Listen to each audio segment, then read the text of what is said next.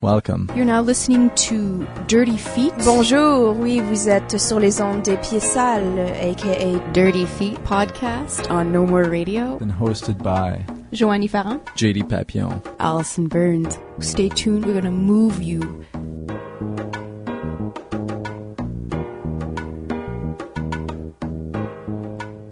Dans quelques minutes pour la semaine de la danse, on va recevoir les sœurs Schmutt pour Schmuttland et ensuite on va parler avec Pierre Chartrand pour le grand party trad et donc bien sûr ça va être des entrevues en français. Mais avant ça, I'm going to break in with a bit of English here because we've got guest host Jen Doan back in studio. Jen's been very busy recently, but she used to be a host of this program. And we're having her in, and we wanted to just talk to you a bit about your experience with Vue sur la Relève.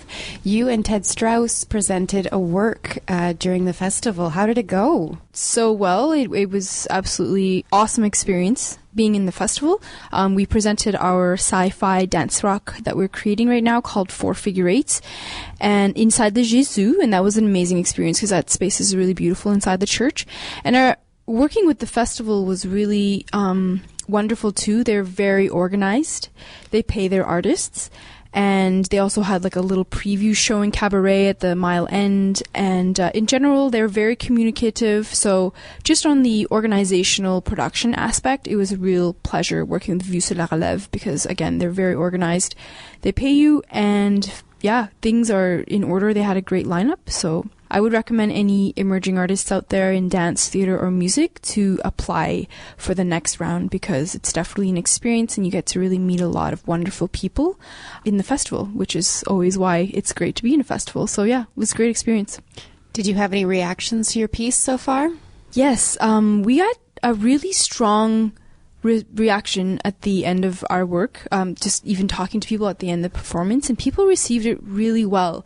So that made me feel so good because it was a very challenging process to get this piece together. We created it in 2011 for the Mile End Poets Festival, and then we're just working to develop it again. And yeah, the amazing thing was it was so challenging. It felt so like stuck in it. And 3 days before the show, or 4 days, 4 rehearsals before the show, it made a huge turnaround, and it just really came together. We performed it, and yeah, had a really great response. And anyways, I'm excited to keep developing it. It's something we'll be working on for several more years. Do you already have your next steps, another performance lined up? No. We're working on that, on the production aspect. The last application was for Summer Works, which is in Toronto in August. It's like a music theater and concert festival. So we're waiting to hear from that. And if we get into that, that'll be really great. It'll be like a 60-minute presentation, 2 performances in Toronto. So yeah, we're just really hoping it because it's going to push us to get the work to develop. We need deadlines. So otherwise. For those who caught Woe Me Myth at the festival or have seen you at the Mile End Poets Festival or just think that a sci-fi rock opera sounds very intriguing. Sci-fi dance rock, yeah. How do they find out more information about you guys? They can check us on woomemyth.com, WOOMEMYTH, to woo someone, to woo me, myth, like mythology. I always have to say that because people are like, what? Woo me myth? Like, woo me is? With this?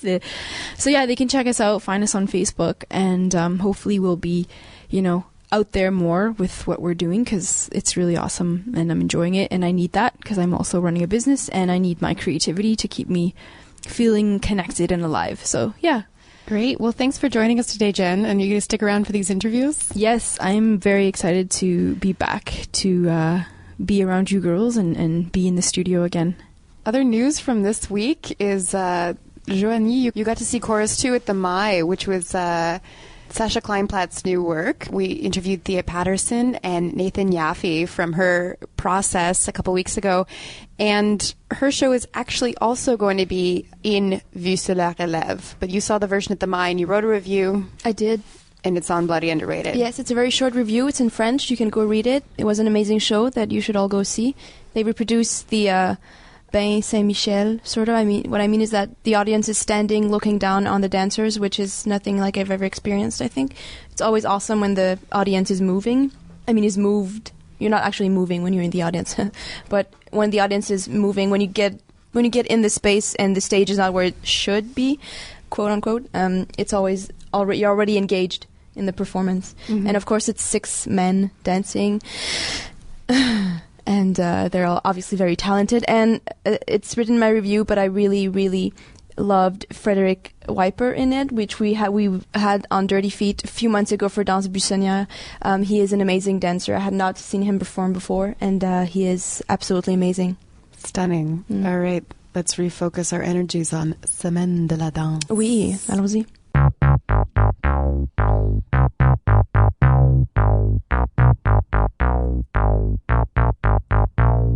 Schmutland c'est chez moi, Schmutland c'est chez toi, Schmutland c'est chez nous, Schmutland is for you, Schmutland ils m'ont dit, c'est le paradis, si on a la chance d'avoir des belles jambes, on aime les jumelles, on aime les jumeaux, on aime les sauterelles qui sautent sur mon dos. J'espère que vous allez bien cette semaine de la danse qui a commencé il y a quelques jours. La semaine dernière, on a parlé à Marc Boivin qui nous a expliqué un peu ce qui allait se passer pour cette semaine. Et aujourd'hui, on reçoit des gens qui présentent pour la semaine de la danse. On a avec nous en ce moment les sœurs Schmutt, Élodie et Séverine Lombardo. Ça va bien les filles? Ça va très bien. Oui, bonjour. Merci beaucoup d'être avec nous aujourd'hui. Donc, vous allez nous parler de Schmuttland aujourd'hui. Schmuttland qui est présenté au Café Bistrot Arrêt de Bus cette semaine dans le cadre donc de la semaine de la danse. Est-ce que vous pouvez, avant qu'on entre dans Schmuttland, nous parler un peu de votre parcours de danse? Ok. Toutes les deux, on a fait l'UQAM en interprétation et création. Élodie est sortie en 2003, moi je suis sortie en 2004 et en 2004 on a fondé la compagnie des sœurs Schmutt. Et depuis, on fait des shows avec sous les sœurs Schmutt. La compagnie des sœurs Schmutt, c'est une compagnie bicéphale à 2 têtes chorégraphiques. Donc quand moi je chorégraphie, Séverine est dans le casting d'interprète et vice versa. On fait aussi des formules où on chorégraphie sur d'autres personnes, donc on co-chorégraphie ensemble ou on co-chorégraphie sur nous. En interprétation aussi, donc c'est comme plusieurs formules qu'on essaye et on éprouve depuis qu'on a fondé la compagnie. On a fait pas mal de spectacles, que ce soit des spectacles en salle ou in situ ou performatifs de rue, avec des formations musicales ou des collaborations avec d'autres artistes en danse, comme la deuxième porte à gauche. Ou les formations musicales, c'est plus la fanfare pourpour, Super Musique, la musique actuelle de Montréal. Et voilà, en fait, en gros, c'est ça, la compagnie. Est-ce que vous êtes des jumelles? Ah oui, c'est ça, on a oublié de le dire. Oui, c'est ça, on est jumelles, puis identiques, d'après ce qu'on nous a dit à la naissance. Et on peut le dire, on peut le voir. Le voir, oui, voilà. C'est quoi Schmutt? Schmutt, c'est un nom qu'on a trouvé assez rapidement. Parce qu'on avait une petite commande de faire un spectacle de rue en 2004, juste avant de fonder la compagnie en fait, qu'on avait intitulé Les Incroyables Sœurs Schmutt, et on a commencé à développer des personnages et finalement les sœurs Schmutt sont venues comme bouffer la personnalité des sœurs Lombardo, et donc finalement on est devenus les sœurs Schmutt et rapidement on a décidé que c'était le nom de notre compagnie et puis finalement c'est devenu presque notre nom. Plus personne nous appelle Lombardo là. Non, on pense peut-être que vos noms sont Schmutt d'ailleurs. Ouais, des fois c'est Madame Schmutt. Oui. Ouais, c'est drôle. Ouais. Et pour Schmuttland, est-ce que vous pouvez nous dire qu'est-ce que c'est? Vous disiez que ça danse pas autant qu'on le pense ou... En fait, Schmuttland, c'est surtout l'ambition et le projet mégalomane de fonder une nouvelle nation sur la base d'une utopie durable. C'était un peu une réponse à on fait beaucoup de choses avec les sœurs Schmutt, mais il y a un imaginaire derrière et puis on va créer notre propre pays.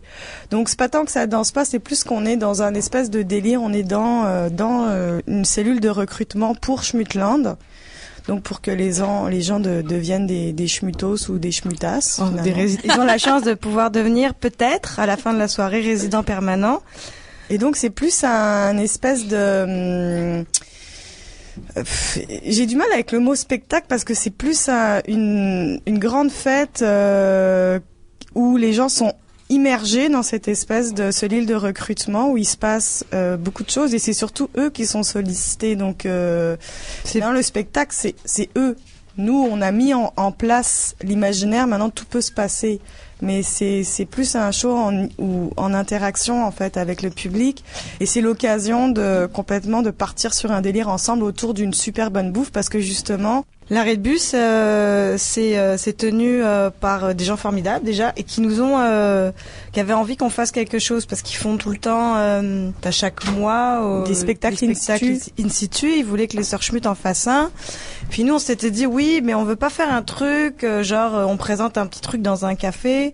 Tant qu'à faire, si on fait un truc dans un café, on veut avoir du temps, résidence, penser ça, puis repenser la formule dînatoire. On veut pas faire des numéros, on veut pas faire un cabaret, ça on en a fait souvent. On veut créer autre chose, donc c'est pour ça qu'on a décidé de créer Schmuttland et le principe c'est en fait de créer un univers autour d'une bonne bouffe. Donc les gens ils viennent pour manger et donc on a fait un menu Schmutt ou boire, parce qu'ils sont pas obligés de manger aussi. Donc il y a un menu Schmutt spécial que le patron a fait pour nous. En collaboration avec la cuisinière. Donc eux aussi sont en création en fait à Schmuttland. Eux deviennent tout le monde s'est fait schmutter pour l'instant là. Ouais. Même les commerces à côté avec tout le monde comme travaille pour la cause, on y croit puis je pense que là nous aussi on s'est auto brainwashé donc on s'est lavé le cerveau en pensant laver le cerveau aux autres, là on est vraiment dedans là. On a changé de personnalité. Donc voilà, donc c'est un resto bar. Donc je vais nommer les patrons. Le patron c'est Dominique Fournier et la cuisinière c'est Whitby qui va être là qui nous a fait les menus spécial Schmuttland. Donc les gens arrivent, c'est contribution volontaire à la porte. Bon, c'est souhaité parce que évidemment on a fait ça sans sub, sans rien et on est 5 cerveaux dans Schmuttland plus des stagiaires au ministère parce que en fait c'est un ministère Schmuttland. Donc Hello et moi, on est les impératrices de Schmuttland évidemment puisque nous sommes Schmutt. De par notre naissance Schmutt. Après ça, on a le ministre de la propagande qui veut venir avec nous, mais qui est trop occupé à faire toutes ces vidéos de propagande. Donc, le ministre de la propagande, c'est Robin Pineda-Gould, qui travaille avec nous depuis 2009 et qui fait beaucoup notre visuel et toutes nos vidéos dans nos spectacles et compose et qui est devenu un Schmutt très rapidement, qui s'est fait schmutter très rapidement. Et donc lui c'est le ministère de la propagande. Après ça on a le ministère de la Défense. Donc là, la ministre de la Défense c'est Claudia Chantac qui elle s'occupe de la programmation culturelle de l'arrêt de bus, donc qui est assez familière avec les lieux et tout ça et qui est une interprète multi-talentueuse, donc c'était normal qu'elle fasse partie de Schmuttland. Donc Claudia, elle c'est le ministre de la Défense. Après ça, on a le ministre de l'Intérieur et des belles jambes. On a pris une danseuse qui s'appelle Gabrielle Lacasse-Surprenant, qui a effectivement des très belles jambes. Et elle fait partie donc du ministère de l'Intérieur et des belles jambes. Elle a sa stagiaire attitrée. Donc Marine Rixon qui est en attente de sa résidence permanente de Schmuttland, l'a pas encore elle, mais stagiaire donc elle du ministère aussi de l'Intérieur et des belles jambes. Puis on a des invités, on a une artiste visuelle aussi avec qui on collabore depuis le début, Katia Gosselin, qui a fait beaucoup de photos pour nous, avec nous. Donc on a comme fait une espèce de sélection de photos qu'on aime bien d'elle pour lui permettre d'exposer ça et qui en fait rentre totalement dans l'univers de Schmuttland. Donc puis finalement elle est devenue aussi l'artiste visuelle de Schmuttland. Après ça, on a le clown du ministère de l'Intérieur et des belles jambes parce que Gabrielle pouvait pas être là les 4 soirs, donc on a son clown aussi qui s'appelle Anne-Flore de Rochambeau, qui est aussi une danseuse. On a aussi des stagiaires reporters qui vont faire des photos officielles de la cellule de recrutement de Schmuttland. Ça va changer à tous les jours. Et puis on a le ministre, le stagiaire aussi, au ministre de l'immigration parce que tout le monde ne peut pas rentrer à Schmuttland. Donc, il y a une sélection évidemment parce que c'est comme ça, c'est Schmuttland. Non. Et lui, il est à la porte, donc. Et c'est Franck Marchenet. Voilà, donc ça c'est l'équipe de Schmutland et donc tous ceux qu'on a nommés en premier, donc on est 5, Robin, Claudia, Gabriel et Hello et moi. On est vraiment les cerveaux de Schmutland. C'est pas nous on a présenté l'idée et on est 5 à avoir travaillé là-dessus. Donc c'est ça, c'est 5 cerveaux Schmutland. Alors, la musique que vous avez nous donnée pour jouer pendant le podcast, c'est pas de la musique originale, non? Si, on a tout composé. Schmutland a son hymne national, son nightlife, son architecture, l'Empire Schmut Building. Il y a beaucoup de choses à Schmutland. Donc c'est pour ça c'est vraiment un monde Schmutland plus que. Donc là, ce qu'on vous a donné en primeur d'ailleurs, normalement on dévoilait juste à la soirée, mais on peut en dévoiler une petite partie. C'est l'hymne national de Schmutland, qui a été composé par le ministre de la propagande, Robin Pineda-Gould, qui est aussi compositeur et vidéaste, en dehors d'être ministre de la propagande. Et donc voilà, c'est lui qui l'a composé avec les paroles de Schmutland. Vous avez un régime politique et culturel très efficace. Oui, c'est une dictature, c'est bien sûr. Oui, une dictature. C'est une dictature voilà. à ton image, c'est ce qu'on a décidé. Voilà. So I got a question for you guys. Je vais parler or demander en anglais. I want to know about you guys' creative relationship and what it's like in the studio. And the reason I ask is because my boyfriend and I create together in the studio, and like it's like a different relationship for us because we have like the intimate relationship too, and sometimes you can't really separate that in the studio. So being two sisters in the studio, creating, sharing ideas, how does that like affect your relationship? Like when do you find like it challenging to separate that and just be professional and then, you know, not let the family ties, you know? Bah, c'est comme une entreprise familiale. Disons que c'est un petit peu plus. C'est un peu plus qu'une entreprise familiale, mais ce que je veux dire, c'est que nous, notre relation, elle se fait aussi par le travail. Enfin, il n'y a pas de barrière vraiment entre le travail puis la vie. D'ailleurs, ça va peut-être devenir un problème à un moment donné. Pour l'instant, ça va.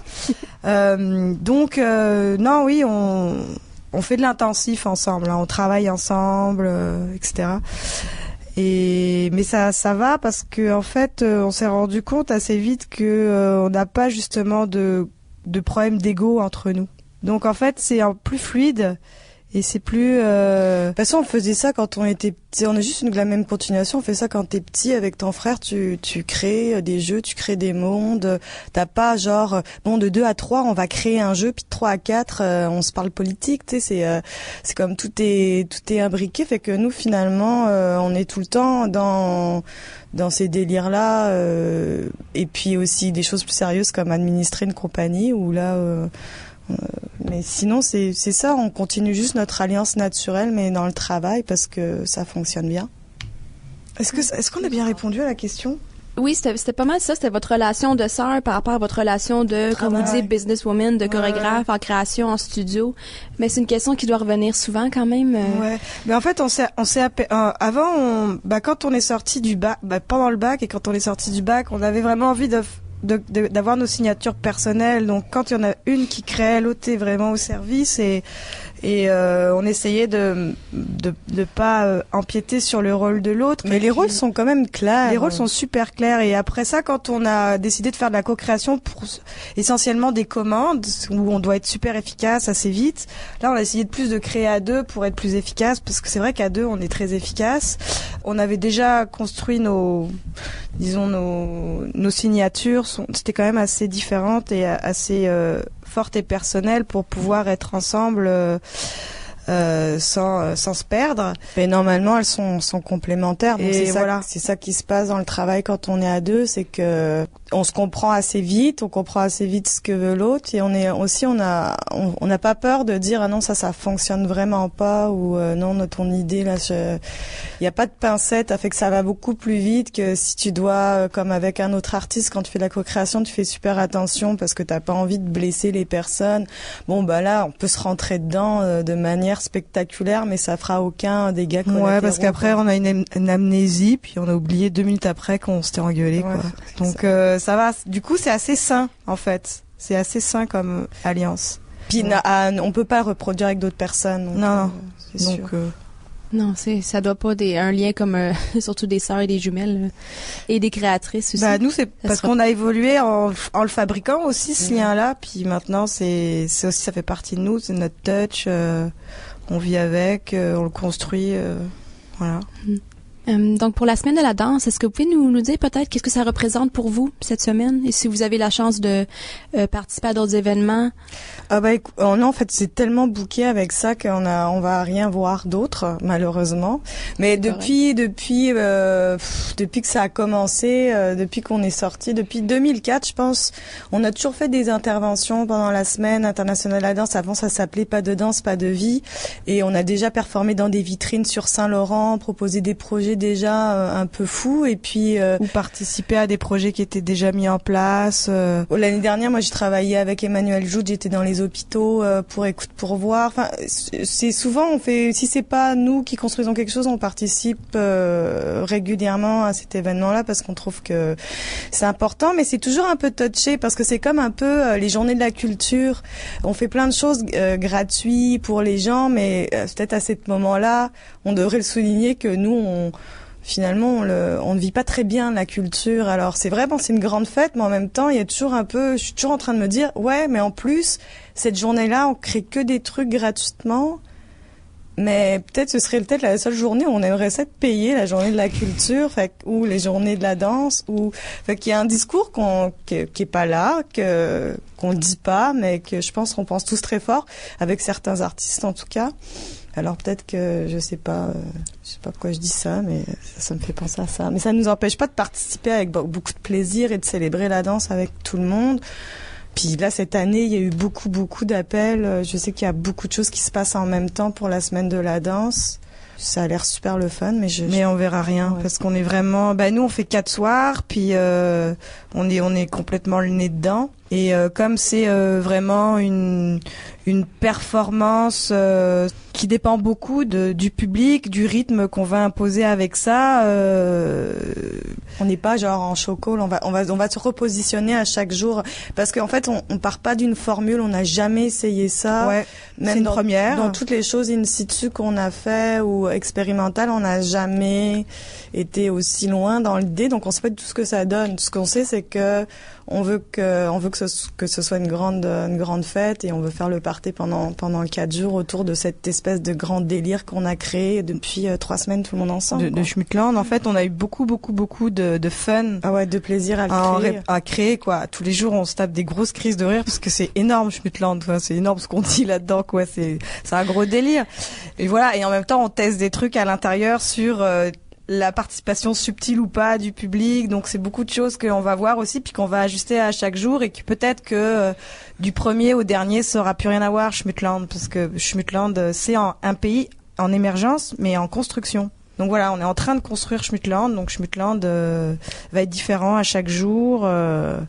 Et en construction, pierre après pierre, ou peut-être qu'il va avoir une démolition à un moment donné. Peut-être schmout après schmout. Ouais. Peut-être qu'il y aura le génocide de la population de Schmutland avant la fin. On ne sait pas. C'est ce qui va se passer. Il y a beaucoup de choses qui peuvent se passer à Schmutland. Et c'est donc du 24 au 27 avril, c'est ça? Donc c'est 4 soirs. Ouais, qui vont être différents d'un soir à l'autre, comme vous venez de dire. Oui, parce que ça dépend beaucoup du public, comment il réagit. Nous, parce qu'on n'aura pas vraiment enchaîné la chose avant, aussi, on va pouvoir se rendre compte après la première que, finalement, ça dure 4h30 au lieu de 2h. Quel coup qu'on fait, quoi. À un moment donné, ça devient un peu lourd, ou les gens, finalement, ils ont peu le temps de manger, on ferait peut-être un break à ce moment-là. C'est sûr que il y a tout le rythme, en fait, même avec les serveurs, on se pose des questions, quand est-ce qu'on amène quand est-ce qu'on amène les plats. Ouais, c'est vraiment une grosse logistique qui va se faire live. Donc à chaque jour, on va voir qu'est-ce qui fonctionne pas, qu'est-ce qu'on pourrait pousser, qu'est-ce qu'on va abandonner. Et puis même à ça, le public est différent à chaque jour. C'est vrai que il va y avoir, je pense, beaucoup de gens qui nous connaissent, donc qui sont déjà familiers au Schmut, quoi. En général, et donc ils vont peut-être réagir de manière très friendly, alors que si c'est un public un soir qui nous connaît pas du tout, ils vont peut-être faire comme qu'est-ce que c'est ça. Fait qu'on le sait pas, tu sais, qu'est-ce que ça va être Schmutland à chaque jour. Et du coup, nous on va réagir en live à chaque fois sur comment est le public, comment on sent la soirée, quoi. Et Schmutland, est-ce que c'est une formule que vous aimeriez utiliser par après dans d'autres contextes peut-être? Comme on a décidé que c'était la cellule de recrutement de Hochelaga Maisonneuve, parce que Schmutland, sa cellule de recrutement là est à Hochelaga Maisonneuve à l'arrêt de bus. Mais s'il y a un autre café qui veut, on fera la cellule de recrutement, je sais pas, dans le Myland ou à Québec. Ça serait bien de le faire aussi en région, ça serait drôle de faire pendant une semaine, de distribuer des tracts dans la rue pour aller à la cellule de recrutement de Schmutland, mais personne sait ce que c'est Schmutland. Mais c'est surtout voir de comment on peut s'allier avec un resto et faire un délire ensemble, parce que Dominique, il nous aime bien, il est vraiment dans le délire, et ça fait 3 semaines que lui aussi c'est Schmutland, quoi. Il pense Schmutland, et il a très hâte à l'événement, même si c'est pas du tout à quoi s'attendre, et nous non plus.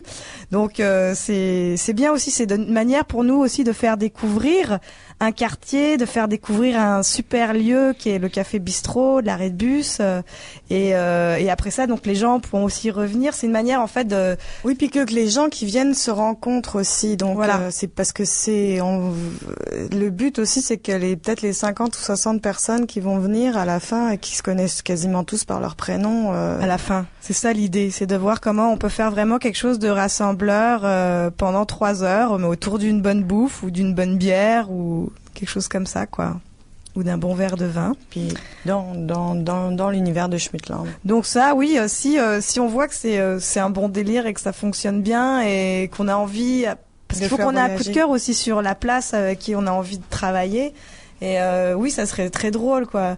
Nous, c'est vrai que on a énoncé ça comme une façon de voir notre utopie durable, et c'est vrai qu'on est né à une époque, en tout cas, où toutes les utopies politiques se sont pété la gueule, avec le bloc de l'Est qui s'est effondré.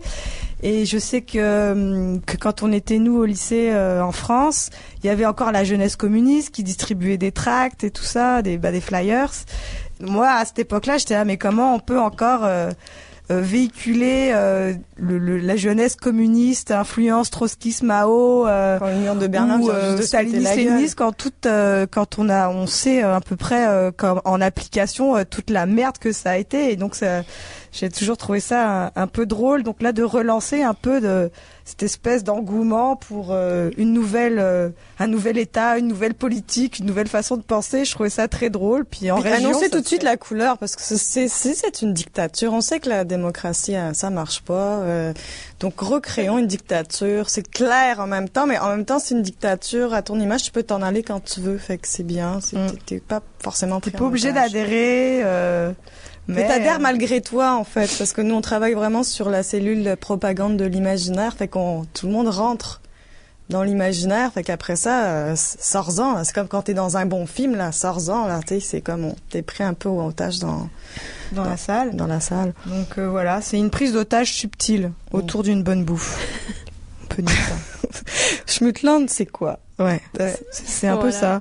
C'est un peu tout ça. C'est un peu ce qu'on va expérimenter cette semaine. Ouais. Et puis voilà, donc c'est sûr que c'est pas une formule, je pense pas. Non, je pense pas que c'est un truc qu'on fait essentiellement pour tourner. Mais si c'est un bon délire, parce qu'on a bien tripé à le faire quand même. Si on a envie de continuer à le faire évoluer, parce que c'est justement c'est quelque chose qui est en construction, et peut-être que l'aboutissement de l'idée principale va avoir lieu après 12 cellules de recrutement. Donc peut-être qu'on a besoin... Après, ce sera le film. Après, ce sera Schmutland. On sait pas. Ouais. Donc c'est ça. Puis c'est parce qu'aussi on travaille beaucoup la relation acteur-spectateur dans notre démarche chorégraphique et artistique. Bah là, c'est une autre façon d'aller rejoindre le public, mais complètement autrement, quoi. On n'est pas justement, c'est pas. Il faut pas que les gens s'attendent à voir des numéros. Voilà. Ils sont dans Schmutland. Donc, merci mesdames, merci aux sœurs Schmutt d'avoir participé au podcast. Bientôt, on va parler avec Pierre Chartrand.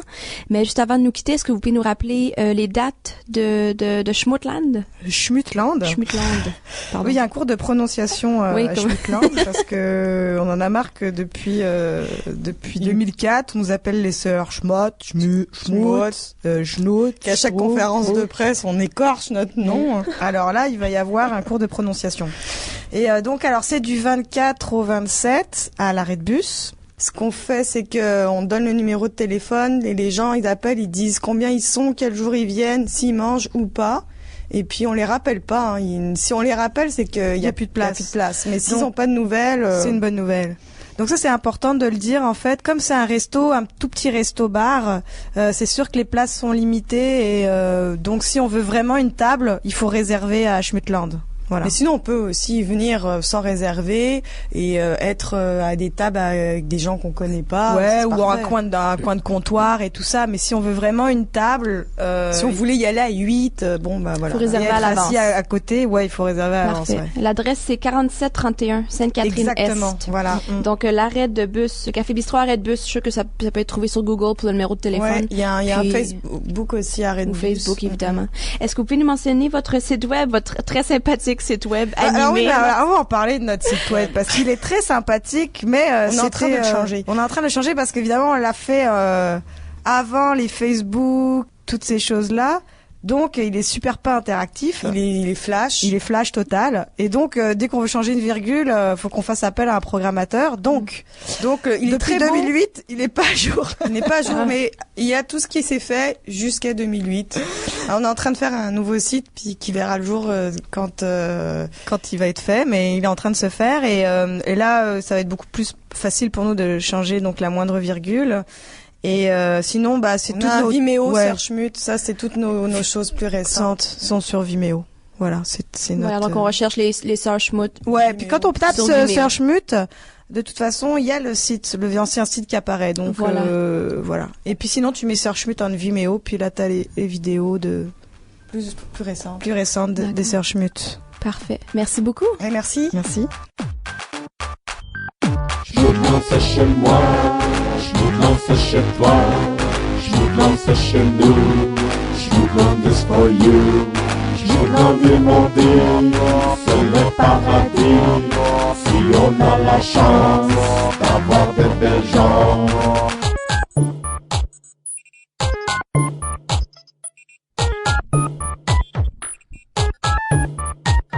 Schmutland est génial, je me souviendrai. Schmutland est spécial, pour toi je vais danser. Schmutland est génial, je me souviendrai. Schmutland est spécial, pour toi je vais danser.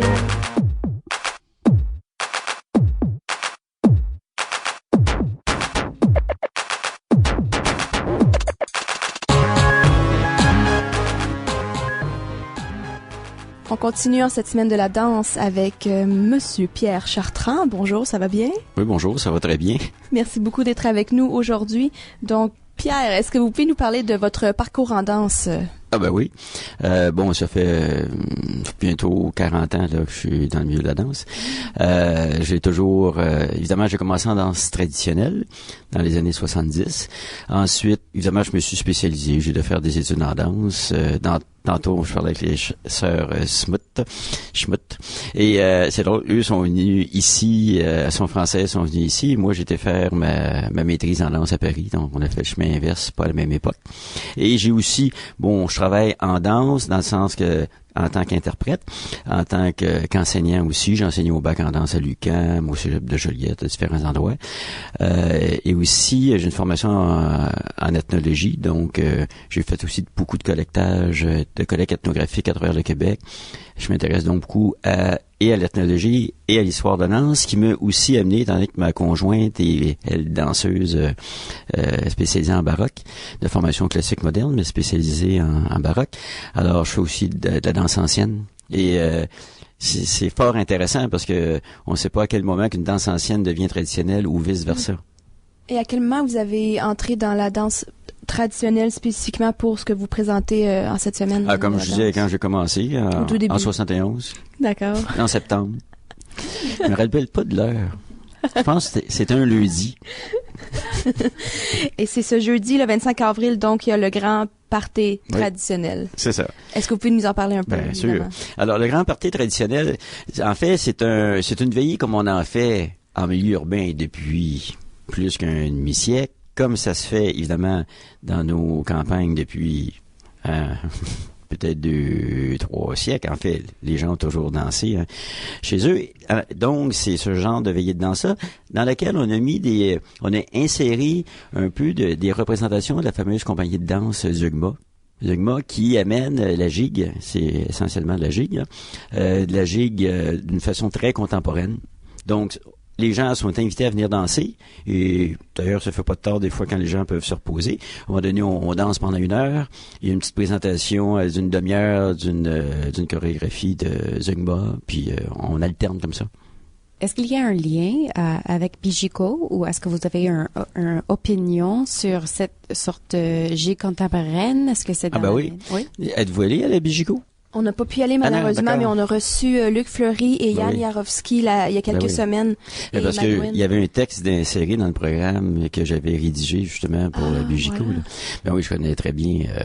Oui, c'est très intéressant. En fait, ce qui se passe, ce qu'on appelle la tradition populaire, que ce soit en musique, en chanson, en danse, en conte, c'est quelque chose qui était au tout début essentiellement non spectaculaire.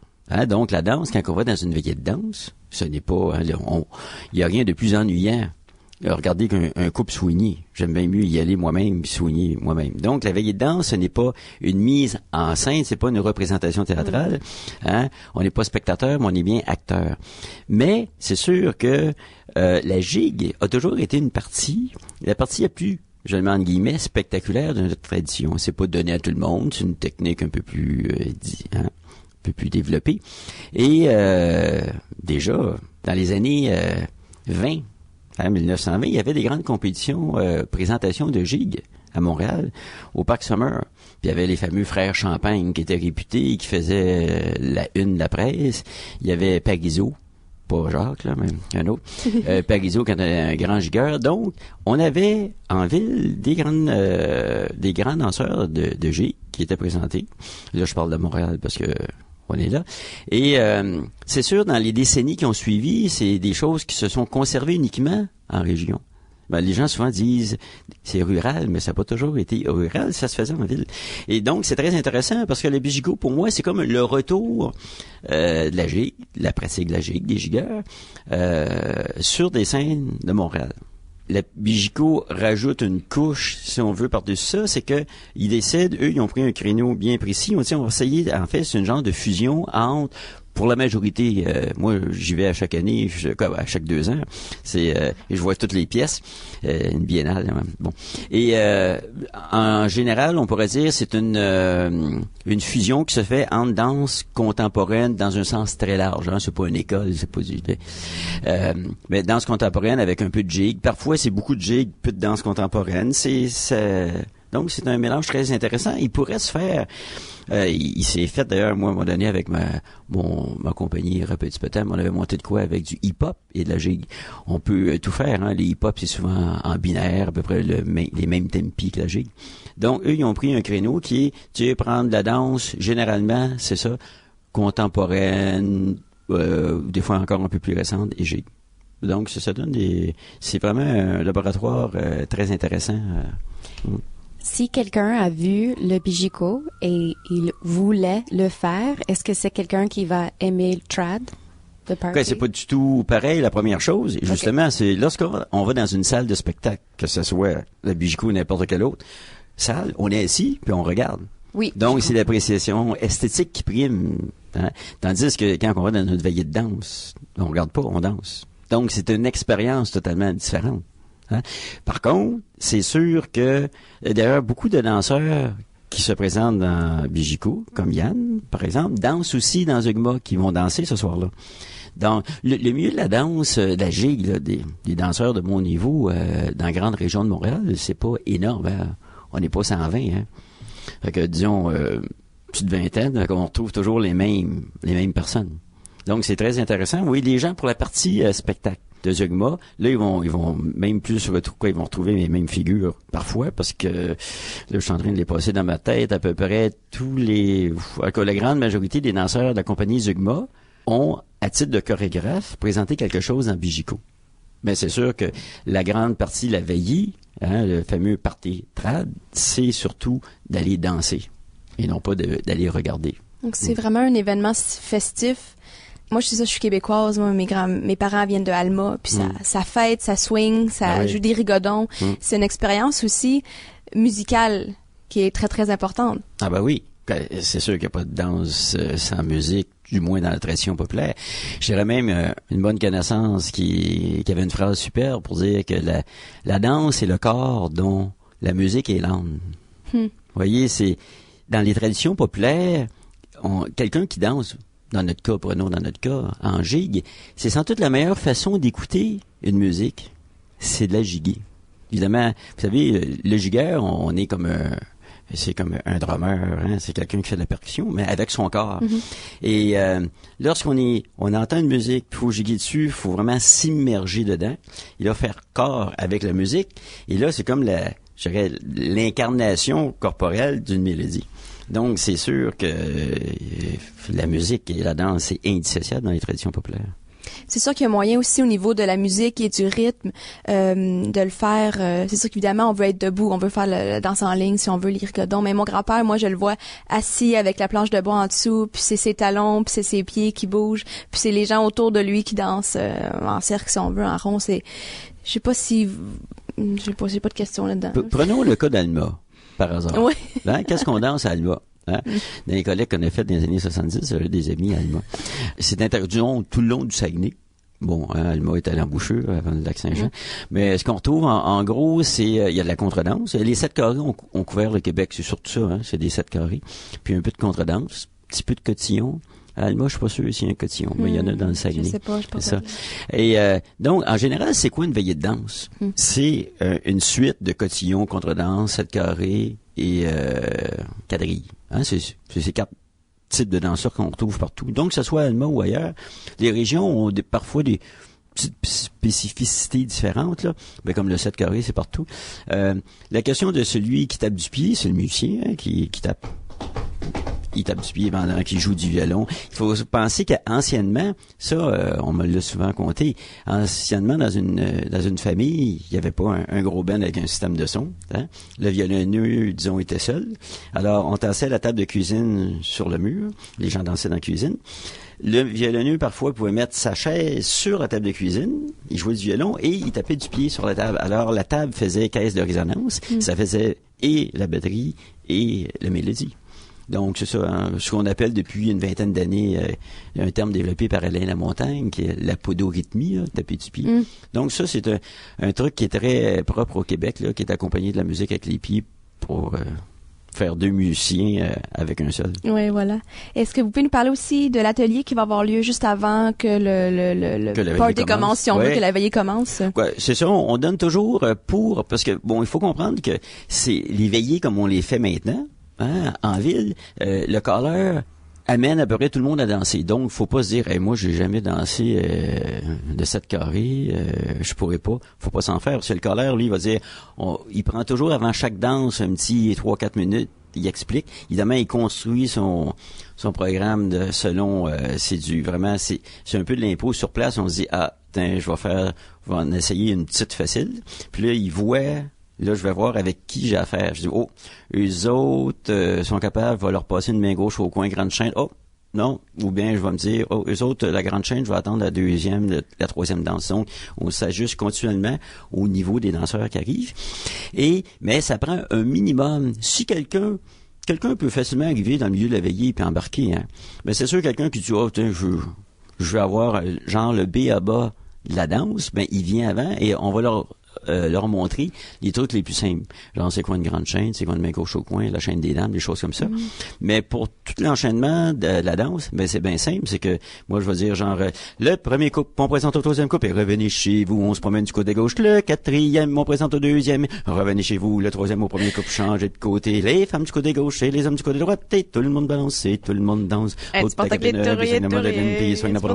mal. Dans le corps de quatrième au deuxième couple, vous présentez. Alors, les gens suivent. Puis, oui. Ça, c'est les parties chez mes parents de Noël, là. Les adultes sont là, les enfants, on est comme, qu'est-ce qu'ils font, mes parents? OK, vous avez parlé du caller, le caller. C'est quoi son rôle, en fait, au caller? C'est ça, le caller, traditionnellement, ça a changé, évidemment, avec, dans un siècle, ça a changé. Les anciens callers, quand dans les années 70, on enregistrait des callers, souvent, les callers, parfois, ils étaient francophones, puis ils callaient en anglais. Pourquoi? Ou ils callaient dans un genre de sabille entre les deux, parce que les 7 carrés, ça c'est peu connu, les 7 carrés dans les 4 sortes de danse dont j'ai parlé, la quadrille, la cotillon, la contredanse et 7 carrés, ça nous vient des États-Unis. Hein, ça nous vient du début du siècle, sinon de la fin de l'autre siècle. Donc la fin du 19e siècle, dans les années disons, 1890, 1900, 1920. Il y a des danses, les 7, ce qu'on appelle maintenant des 7 carrés ou des 7 calés. Dans les années 20, 30, quand ça sortait, quand les 10 commençaient, les 78 tours, on appelait ça des 7 américains. On n'appelait pas ça des 7 carrés. Donc c'est devenu, on a intégré ça dans notre culture, tranquillement pas vite, entre les deux guerres. Puis c'est seulement après la Deuxième Guerre qu'on a commencé à dire, ça c'est nos 7 à nous. Et donc, comme ces danses-là venaient des États-Unis, entre autres beaucoup à cause de l'exode canadien-français en Nouvelle-Angleterre. Moi, mes grands-parents d'ailleurs, comme plein, hein, Québécois étaient partis, les miens étaient partis à Nashua, New Hampshire. C'est l'histoire des Franco-Américains. On sait qu'il y en a peut-être l'équivalent d'1 million de descendants de Franco-Américains, mais il y en a autant qui revenaient. Hein. Il avait travaillé pendant 2-3 ans pour se refaire un peu le compte de banque. Il revenait ici, donc il y avait eu beaucoup d'échanges qui fait beaucoup que ces danses-là sont arrivées. Et le caleur, donc, souvent, ces danseurs arrivaient de Nouvelle-Angleterre et il y avait les calls anglais. Mais souvent, ils parlaient pas anglais comme une fois, il me dit « Hey Pierre, là, je vais te faire le 3x3, 4x4. » C'était 3x3, 4x4. Hein? C'était juste pris comme ça. Ou les gens vont dire, anciennement, on disait « OK, on va faire le premier change, puis après le premier change, on va faire le deuxième change. » Mais c'était « I will do the first change. » Ah non, ils disaient pas change, pardon, ils disaient la première chaîne, la deuxième chaîne, ils avaient pris à l'oreille le mot first change, second change, en anglais, puis c'est devenu la première chaîne, deuxième chaîne. Chaîne pour change. Change, okay. C'est ça. Fait que là, je lui dis, change, je sais pas, c'est change. Fait que là, tu disais, pourquoi il dit une chaîne, puis il n'y avait pas de grande chaîne, il n'y avait pas de chaîne des dames, il y avait juste pris à l'oreille, hein, first change, second change, par première chaîne, deuxième chaîne. Ça avait plus de sens. Quand ça avait plus de sens, c'était pris. Donc, c'est venu comme ça. Donc, la fonction du caller, il faut s'imaginer qu'on soit à Inverness, à Alma ou ailleurs, les gens dansent 2, 3, 7 carrés, puis les jeunes commencent à 16, 18 ans à les faire, puis ils dansent jusqu'à 78 ans. Ils ont plus trop besoin d'un caller pour leur dire quoi faire. Hein, ils les font, ça fait 50 ans qu'ils font les 3, même 7, puis c'est quand même toujours les mêmes danses. Le caller, dans ce cas-là, c'est beaucoup ornemental. Ça sert un peu comme...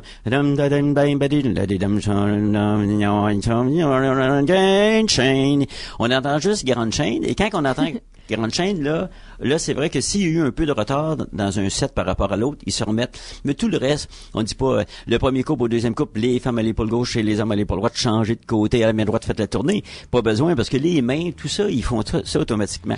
Mais c'est sûr que quand c'est arrivé en ville, et là maintenant, c'est plus des gens qui sont issus de la tradition, qui font la même danse depuis qu'ils ont 18 ans, puis qu'ils en ont 78, donc ça fait 60 ans qu'ils font la même chose. Maintenant, ils ont besoin d'un call un peu plus descriptif. Donc, on leur donne plus d'informations.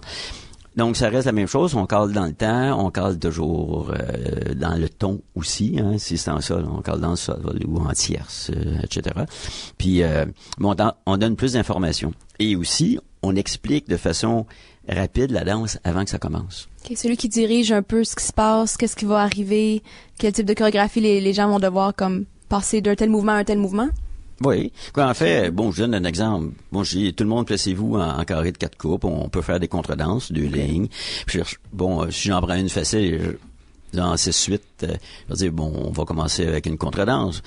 Je vais dire, vous présentez votre partenaire, vous reculez, vous traversez, vous représentez, vous reculez, vous retraversez, puis après ça, je refais une fois en collant, vous présentez vos partenaires, revenez chez vous, traversez, à l'épaule droite, traversez, retournez, vous recommencez à la main droite, un demi-tour, vous recommencez à la main gauche, revenez à votre place, traversez, à l'épaule droite, on swing partenaire et tout le monde swing.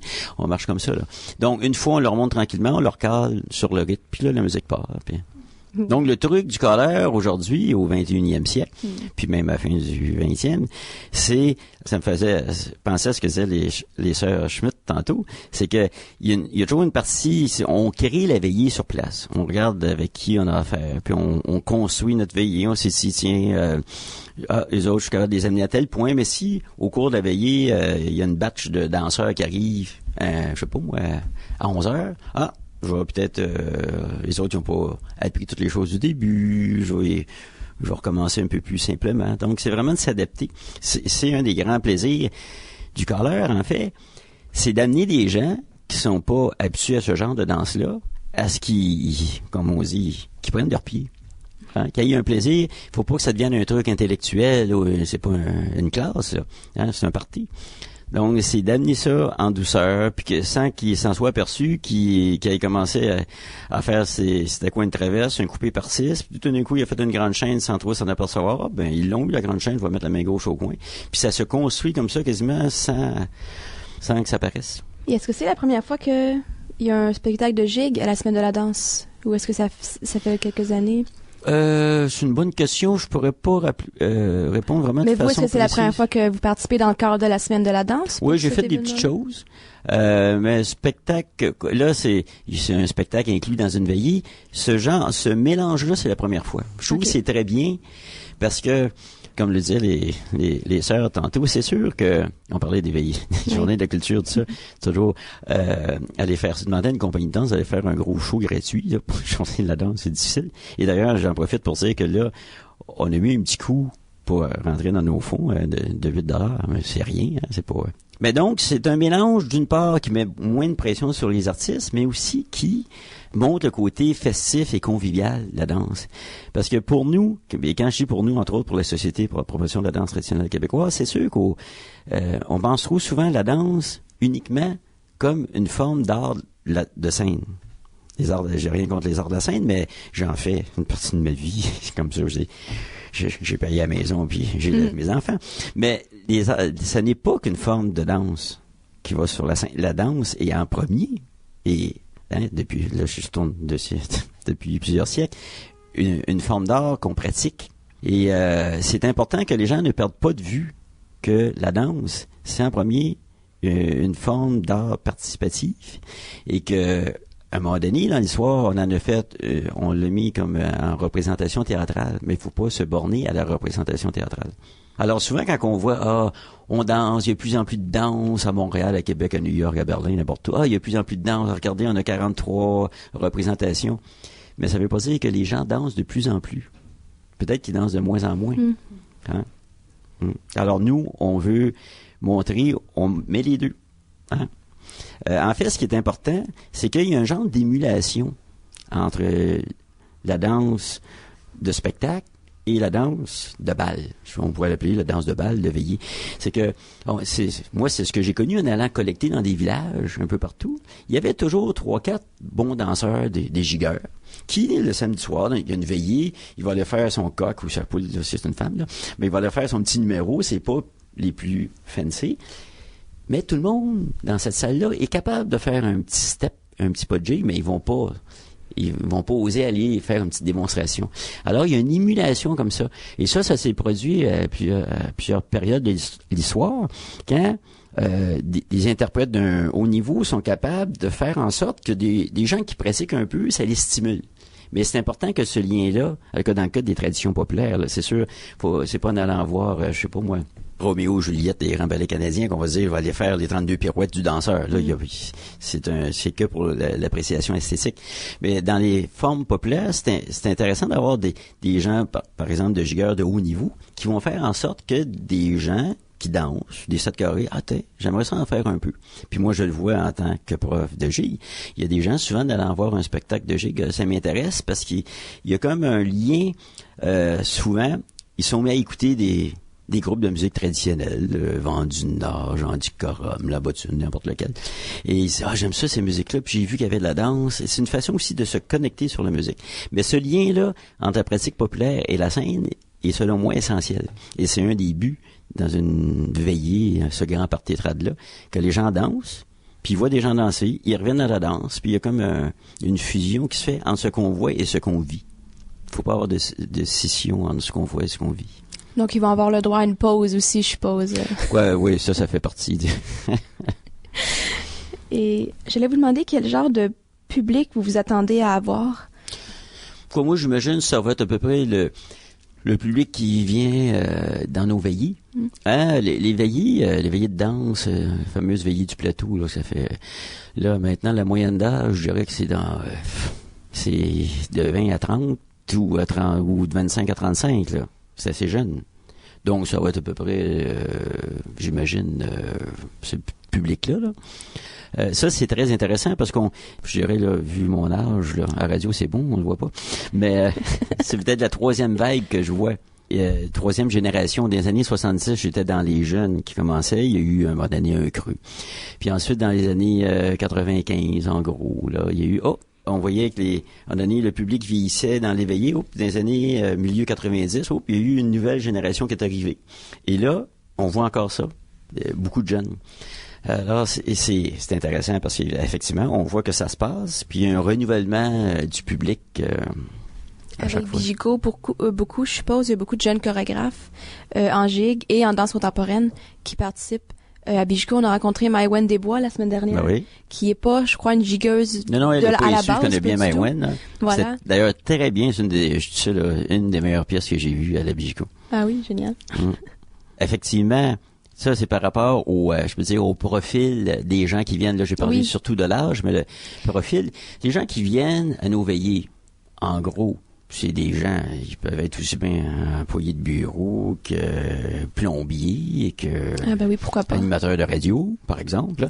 Donc, ils viennent à peu près de tous les horizons. Hein? Il n'y a pas un profil précis. Surtout pour la semaine de la danse, je crois que c'est ça qu'on essaie de faire. C'est ça qu'on demandait à Marc Boismet la semaine dernière. On disait comment on réussit à convaincre un fonctionnaire de venir se promener dans les rues de Montréal pendant la semaine de la danse pour participer à un atelier, aller au Grand Party Trial, à faire quelque chose de différent peut-être. Donc, ça s'adresse vraiment à tout le monde.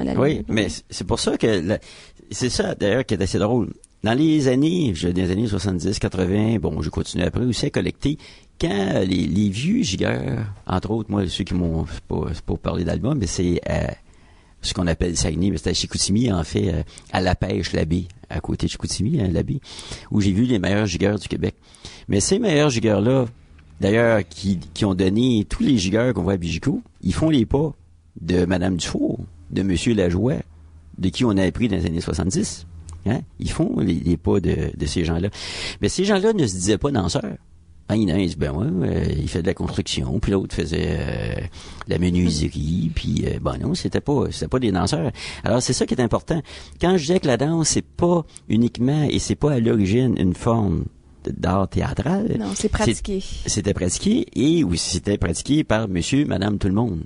C'est sûr qu'aujourd'hui, c'est différent. On peut décider, moi je vais faire du tango, un autre va faire du hip-hop, un autre va faire de la danse traditionnelle, puis on peut aller d'une à l'autre. C'est pas dans la forme qui compte, selon moi. C'est la capacité des gens à s'exprimer par leur corps sans se dire danseur. La danse, c'est ça, la danse, c'est pour tout le monde. Un peu, on pourrait dire la même chose pour le chant. Les anthropologues souvent disent, on disait, la radio a tué le chant. On sait bien que avant, au 19e siècle, ça chantait partout. Hein? Tout le monde, on voit ça Mais après ça, quand on a de la musique enregistrée, on l'écoute. On la chante pas. C'est la même chose avec la danse. Vous voudrez pas dire, plus on en voit, moins on en fait. C'est pas vrai. Il peut y avoir de l'émulation, mais il faut vraiment prendre le bon chemin pour faire en sorte que monsieur, madame, tout le monde, le fonctionnaire, le plombier ou l'éducateur ou l'animateur radio, viennent danser. Oui, voilà. Et ça peut se faire, donc, ce jeudi, le 25 avril, au Cabaret Myland. Tout à fait. Alors, c'est une très belle salle. Et ça va avec, comme je vous dis, les gens qui sont pas trop habitués, vous pouvez arriver à 7h30. Pour ça l'atelier. vous permet d'apprendre un petit truc, mais il faut pas non plus se stresser avec ça. Parce qu'on va y aller bien tranquillement. Je fais pas ça seul comme colère. Il y a aussi Yael Azouli, qui va être là avec moi, qui est aussi une colleuse qui a présenté avec sa sœur à la Bijico. Vous voyez, le monde est petit avec Noémie, sa sœur. Donc, je ne sais plus Pierre Chartrand et assisté de Yael. On va pas m'assister, elle est assez grande pour faire ça de ça. Donc, on va être deux, un cadreur et une cadreuse. Puis, parfois des intermèdes de spectacle avec Zeugma. C'est très, très intéressant le travail qu'ils font en gigue, la compagnie Zeugma, là. Parfait. Et vous pouvez nous donner votre site web si on veut en savoir plus sur la gigue, peut-être prendre des cours et vous en donner encore. C'est ça, pour savoir un peu plus sur nos productions, sur les cours que je donne, vous allez à Danse, c'est dur comme site web, danse.qc.ca. DANSE. .qc.ca. Mais si vous voulez avoir plus d'informations sur le Grand Party Trad, c'est organisé donc par la Société pour la promotion de la danse traditionnelle québécoise. Vous allez à Espace Trad, d'un mot, SPACETRAD.org. Donc, la Société pour la promotion, c'est espacetrad.org, puis mon site, c'est danse.qc.ca. Parfait. Merci beaucoup, Pierre, et bonne veillée pour jeudi. Ça me fait plaisir.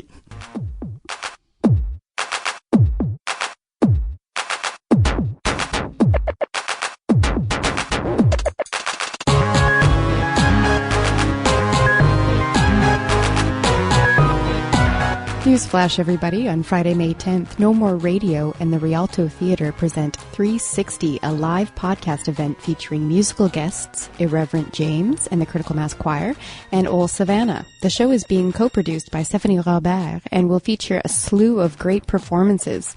Check out nomoreradio.com for more information. Annoncement spécial. Le vendredi 10 mai, No More Radio et le Théâtre Rialto présentent 360, un podcast enregistré live avec des invités musicaux Irreverent James and the Critical Mass Choir et Old Savannah. Le show est coproduit par Stéphanie Robert et aura plusieurs grandes performances. Regardez le site de nomoreradio.com pour plus d'informations.